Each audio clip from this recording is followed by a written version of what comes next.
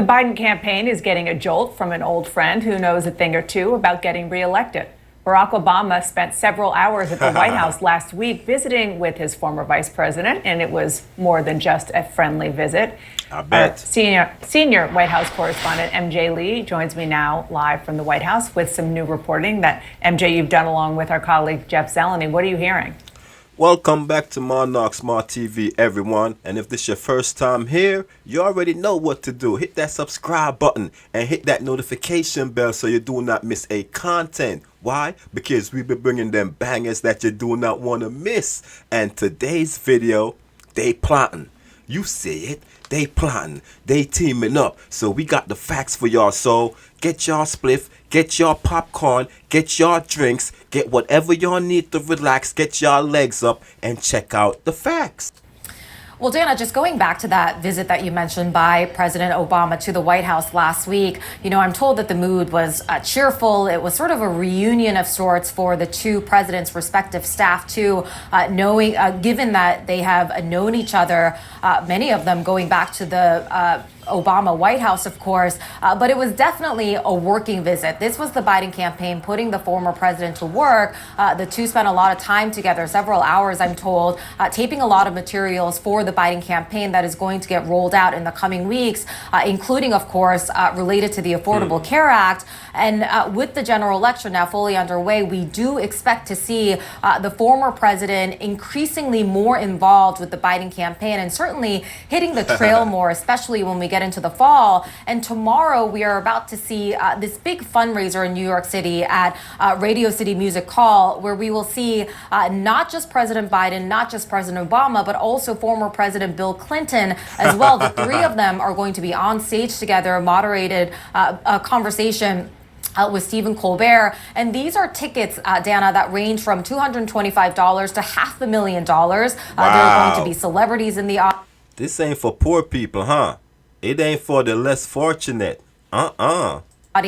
Some of the audience members will have an opportunity to get photographs taken by Annie Leibovich, the very famous photographer. So it's going to be sort of that kind of high dollar event. And our reporting is that the former president believes that this matchup between President Biden and Donald Trump is going to be extremely close to November. And he's described this as sort of an all hands on deck moment. And I think tomorrow evening, when we see those three presidents together, physically together, banding together, to try to stop Donald Trump from returning to the White House, we're really going to see sort of a stunning visual of how much urgency national Democrats are feeling in trying to stop Donald Trump from coming back here to the White House, Dana. MJ, thank you so much for that great reporting. We're going to pick up on that with the... So you hear what the plan is, right? Clinton, Obama, and Biden, all president and former president teaming up, trying to stop the other former president from getting back the White House. All right, Biden's campaign is floundering. Democrats are sounding the alarm, according to a breaking report. Former President Barack Obama met privately with Biden on at least two occasions, expressing his concern that Donald Trump's going to win in November. Here with reaction, Project 21 chairman Horace Cooper and Fox News contributor. They all scared. I'm telling you, they all scared. You see it. You see it. Tammy Bruce.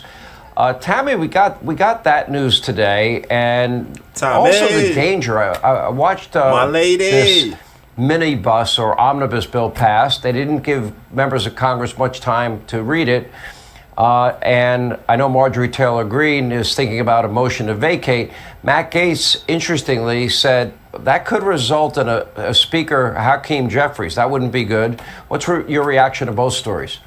Well, I think it's not surprising that Obama, who sees this as a continuation of his legacy, would get nervous when they realize that they've lost the American people. Part of his warning to Biden was that, of course, this is going to be harder than 2020. And the reason it's going to be harder than 2020 is because they can't lie about what Joe Biden's going to do, about who Joe Biden is, about what the agenda is. They went all out in 2016, 2020, I should say, to paint Biden as somebody that he was not. It was a romantic view of him, but we're going to be back to normal. Trump is a maniac. And what we have now is 4 years of looking back and realize how much we were lied to, how much there was the basement strategy to trick the American people, and the results of policies that were the dream policies, frankly, of the Democrats. So now they can't lie about those things. His advice was to make it all about Trump. But I'm telling you, Sean, clearly they knew this was going to be the case. And again, they can't cheat either, because ain't no more mail-in ballots. With the lawfare, the degree to which they are going through the courts to destroy this man financially and emotionally, perhaps, and they think they're going to throw him in jail. And I've baked all that into my continuing support. They will do all of that. Because they know, and this is for us, and it's good news, that they can't lie to us anymore, that they can't trick us about who this is and what the future is going to look like, which is a dumpster fire if this continues to happen. But one last thing about Barack Obama. He knows what's happened to the country, and he wants it to continue. And if he's the one giving advice, ask Hillary Clinton how good the Barack Obama advice is, and if this is a guy who knows everything about how to win, because she's sitting there drinking her Chardonnay, not in the White House. Facts. Biden probably was, Obama probably was already behind Biden, telling him everything what to do. You feel me? So all this chaos is on Obama watch as well.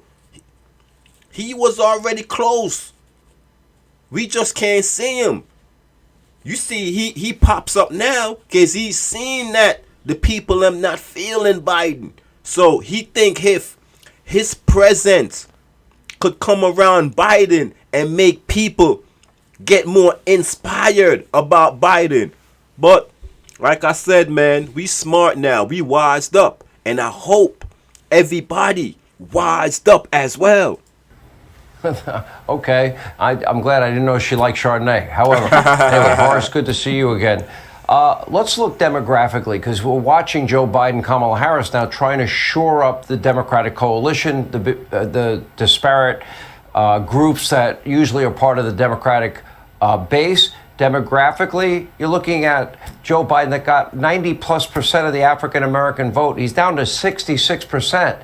He's down over 20 some odd points with Hispanic Americans, down over 20 points with young Americans, and he should be down to 0. Suburban women. He's doing good. I think the issues that Tammy just discussed, it's impacting everybody's life, from the economy to the border to law and order and safety and security. People are looking at what's going on around the world and they're like, where's America? We've abdicated our role on the world stage. So cumulatively, how do they get people back that are part of their normal base, especially when these policies are not helping them?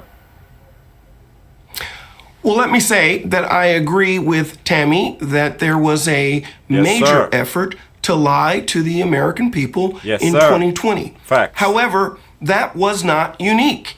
That has actually been, since I was a kid, the game plan for the left.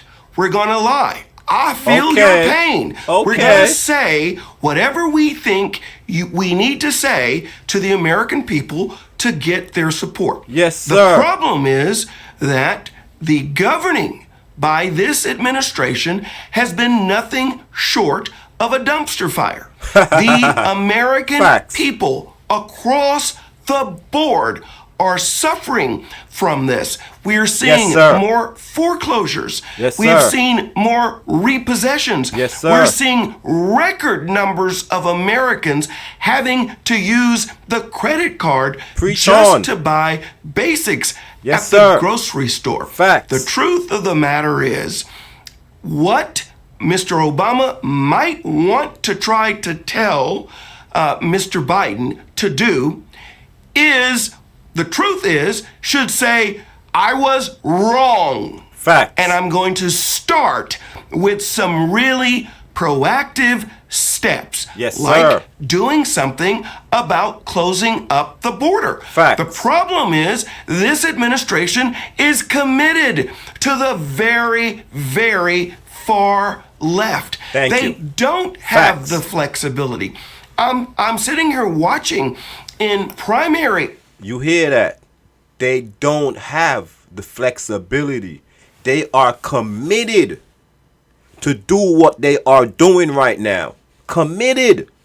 After primary, where hundreds of thousands of their voters are saying anybody but Joe because Joe's not far left crazy enough. This is the problem. It's a dumpster fire. Whisper all you want. Facts, facts, facts, facts, facts, facts, facts. Couldn't have said it better, my brother. You could not said it any better. And you too, Tammy, my sweet, sweet, beautiful lady. You could not say it any better. The left is a dumpster. They run in this country straight garbage. Right into the dumpster. You see it, you hear it, and now they trying to team up and trying to brainwash people again. But like I said, people are wised up now. It's not going to work. You already. So if you like content like this, my good people, make sure y'all subscribe. Make sure you tell a friend to tell a friend. Share the videos, like the videos, and peace and love. And we up out of here.